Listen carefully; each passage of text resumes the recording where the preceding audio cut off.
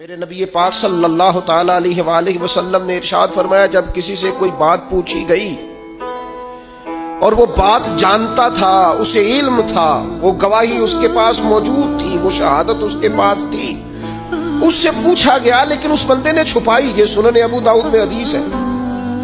अल्लाह के महबूब फरमाते हैं, क़यामत के दिन इस बंदे के मुंह में अल्लाह आग की लगाम डाल देगा। लो अब तेरे मुंह में लगाम डाल दिया और वो भी आग की, अब ना बोलना, क्योंकि जब हक बोलने का टाइम था तब तू नहीं बोला।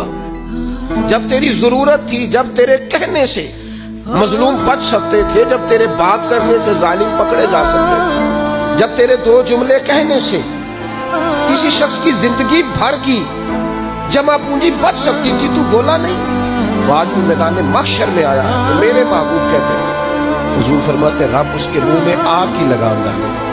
इकबाल कहने लगे, अपने भी खफा मुझसे और बेगाने भी नाखुश क्यों?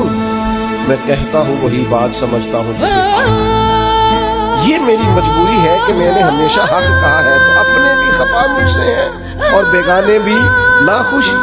सब जगह पे मैं मलामती हूँ, हर शख्स मेरे बारे में राय देता है कि बड़ा सख्त गिर आदमी है, बड़े मिजाज के अंदर शिद्दत पाई जाती है। क्यों? कि कहता हूँ वही बात समझता हूँ जिसे